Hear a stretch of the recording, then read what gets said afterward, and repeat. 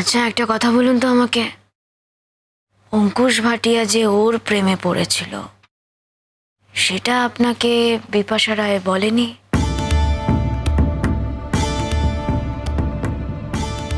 না,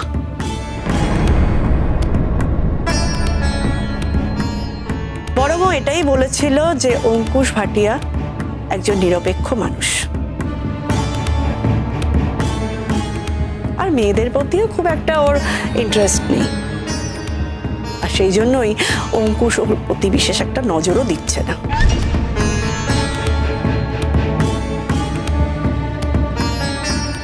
এরপর একদিন হসপিটালে অঙ্কুশের জন্মদিন সেলিব্রেট করা হয়,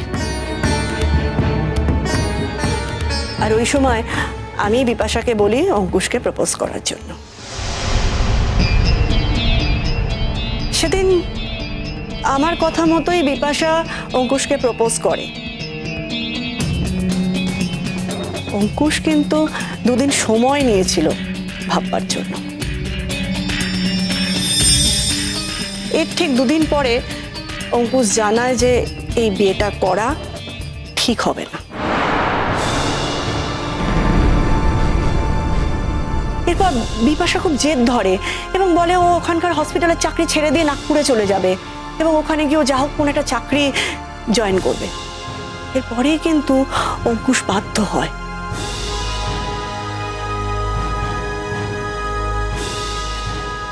এর ঠিক কিছুদিন পরে একজন নতুন ডক্টর আমাদের হসপিটালে জয়েন করে।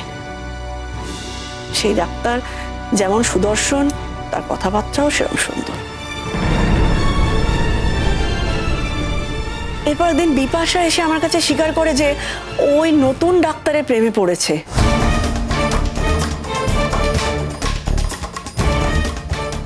আর ক্রমশই নাকি অঙ্কুশের প্রতি ওর ইন্টারেস্ট হারিয়ে যাচ্ছে।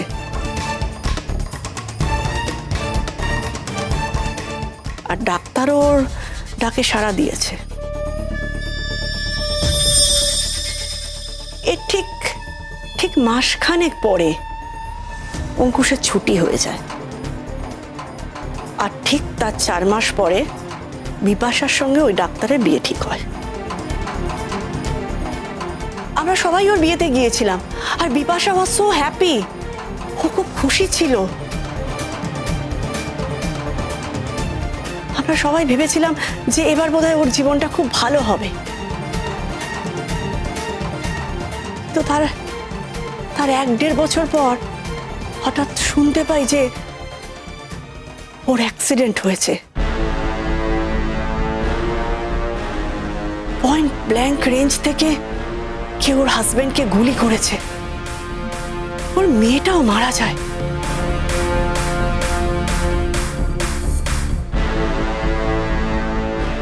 আর আর বিপাশার পায়ে গুলি লাগে।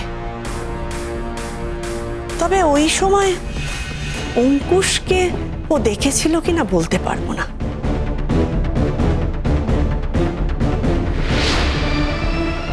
আমি এখানে এসে জানতে পারলাম এই মুহূর্তে। তাই স্যার আমার পক্ষে বলা সম্ভব নয় ওই সময় অঙ্কুশ ওখানে উপস্থিত ছিল কিনা।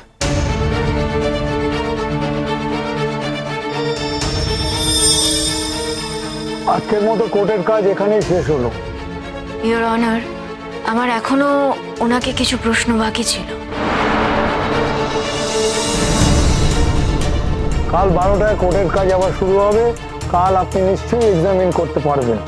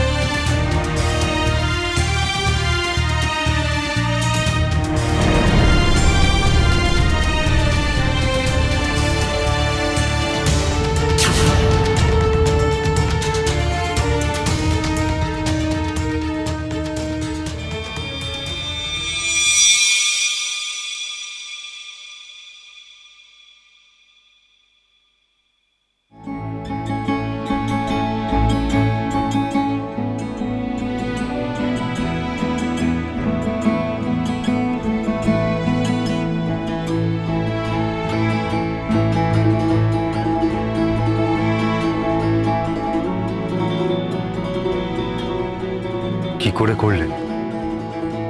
আপনি বোধহয় ভুলে যান না যে আমি একজন এক্স পুলিশ অফিসার। না না, আমি একদমই ভুলছি না। আমি শুধু জানতে চাইছি যে আমার জন্য কেন? আমি যদি বলি আরো বড় কোনো উদ্দেশ্য আছে। কি উদ্দেশ্য? সবটা এখন বলা যাবে না। সত্যি করে একটা কথা বলুন তো, এতদিনে কি একটুও কিছু হিন্টস পাননি? বিশ্বাস করতে ভয় হয়। কেন ভয় হয়? আপনার কি আমাকে দেখে এমন ধরনের মানুষ বলে মনে হয় যে এই মুহূর্তে একটা কথা বলবে আবার পরের মুহূর্তে অন্য কথা বলবে? সেটা মনে হয় না। আমার নিজের উপর ভরসা কম। আমার কিন্তু তা মনে হয় না। আপনি যদি নিজের উপরে ভরসা না করতেন, পারতেন এতদিন ধরে পুরো ফ্যামিলিকে রান করাতে। কম কিছু তো করেননি, যা করেছেন সবটা পরিবারের জন্যই করেছেন। ভরসা করেন বলেই তো করেছেন। এখন কি মনে হয় জানেন তো, সত্যি তো আমি তো অন্যভাবেও কিছু করতে পারতাম। সৎ পথেও তো আমি কিছু করতে পারতাম। কি লাভ এখন এই কথাগুলো বলে? দেখুন, যা হয়ে গেছে তা হয়ে গেছে। আপনি ছোট ছিলেন, বয়স কম ছিল, এত বড় একটা লড়াই একাই আপনাকে লড়তে হয়েছে। সৎ পথে সম্ভব হয়নি, নানান মানুষের ট্র্যাপে পড়ে গিয়েছিলেন। কিন্তু আজকের দিনে দাঁড়িয়ে তো আপনার মনে হয়েছে এটা ক্রাইম ছিল। আপনি যা করেছেন আপনি ঠিক করেননি। আপনি বলেছিলেন না আমাকে, অপরাধী হয়ে কেউ জন্মায় না, পরিস্থিতি তাকে বাধ্য করে। আপনার ক্ষেত্রেও তাই হয়েছে। এতটা ভরসা করছেন, না করার কি আছে?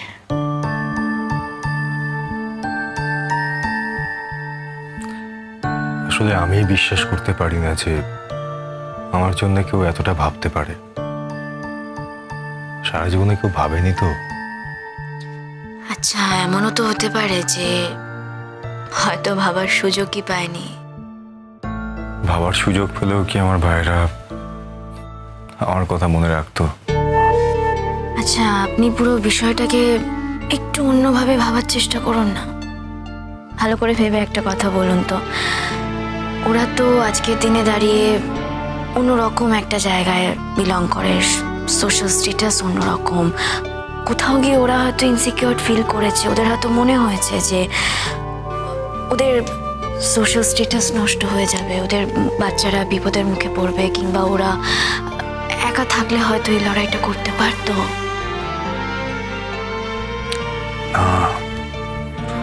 ওরকম কিছু না হলে ওরা কিছু ভাবতো না।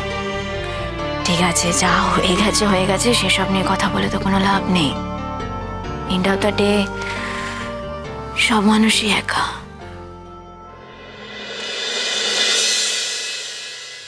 তাহলে আপনি আমার সাথ দিচ্ছেন কেন? তা আবার সবার এগেনস্টে গিয়ে কেন করছেন এটা? দেখুন, জীবনের এই বয়সে এসে নতুন করে আর কিছু হারানোর নেই। এখন যদি নিজের স্ট্যান্ড পয়েন্টে স্টিক থাকতে না পারি তাহলে তো খুব মুশকিল। স্ট্যান্ড পয়েন্টটা কি বলুন তো? মানে স্ট্যান্ড পয়েন্টটা কেন?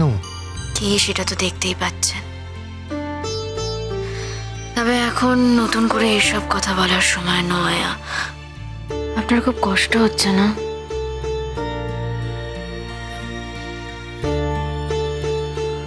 আপনি একটা কথা বলুন তো আমাকে। আপনি একজন এক্স পুলিশ অফিসার, আপনি জানেন না জেলের সিচুয়েশনটা খুব ভালো কি কেউ থাকে? খেতে নিশ্চয়ই খুব কষ্ট হচ্ছে। না ম্যাডাম,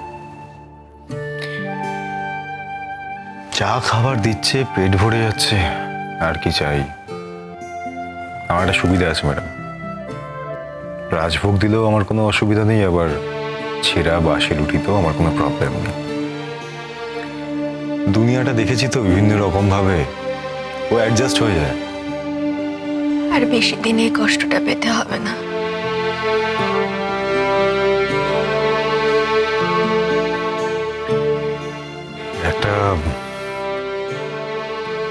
বলবো আপনাকে? হ্যাঁ, বলুন না। ওই যে ওই বিপাশা যা বললেন না,